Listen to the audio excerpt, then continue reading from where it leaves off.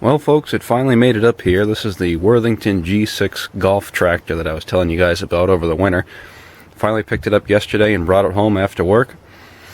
So it's not in too bad a shape. Somebody painted over it once with some orange paint, and they think they did it in the cold weather because it's all crackled and stuff, and kind of looks like crap. But the main thing is it's got a layer of paint on it to protect it. So it's got a 4-cylinder Continental engine.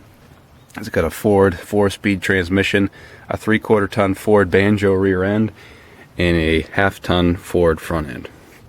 So it's pretty much just all Ford parts with a Continental engine in it. That's how Worthington made them.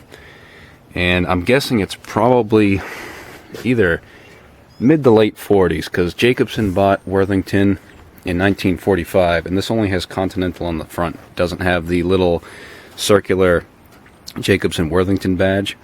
So I've just been trying to date it, and I'm having trouble running the numbers online on this engine. So if anyone has any information on the engine or the tractor or anything, I'd be definitely interested to know.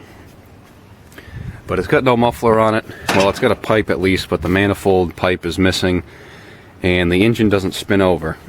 And as far as I can tell, what I did yesterday when I got it home is I pulled the plate off for the bell housing for the clutch.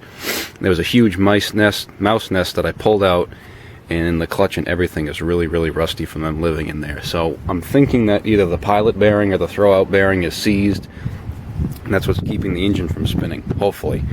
There doesn't seem to be any water or traces of water when I pulled the stick.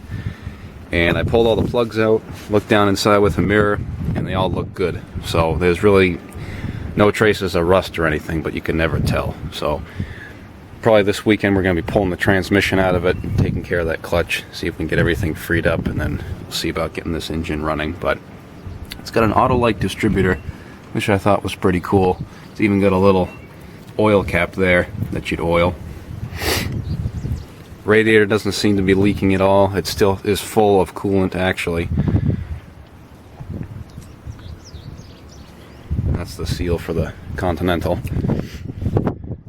So it's got twin emergency brakes on it, hand brakes right there. That one is free. This one over here is stuck, so this wheel doesn't spin. So we have to drag it up the driveway. So I'm going to be pulling off the wheel and getting the drum off and see if I can free those brakes up. And it's got a master cylinder for the brakes underneath here, which right now has got absolutely no pressure behind it or anything like that. So I don't even know if it's good anymore. I might have to switch it out from that to something else just to get brakes for now. Has nice steering. Steers good, actually. There's the shift plate. It was kind of cool the way they distinguished the speeds on it instead of 1 through 4. So it's missing the amp gauge and the oil pressure gauge. Somebody put an hour meter on it at one point. Has a really cool torsion bar seat with these big pieces of rubber, which I thought was pretty unique.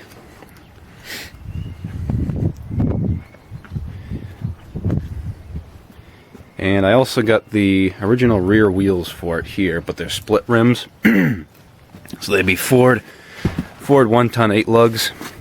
They're actually riveted together, which I thought was pretty cool also. So I'm going to be trying to find 4 more wheels for the same bolt pattern. I like to put duals on it again, and I'm really not crazy about reusing split rims. I like to keep all the limbs on my body, so probably going to be chucking these out and finding other tires for it. And this is the front tire, which is going to need a tube along with the other one, so I should be able to save these. And then I'll be pulling the ones that are on it right now off.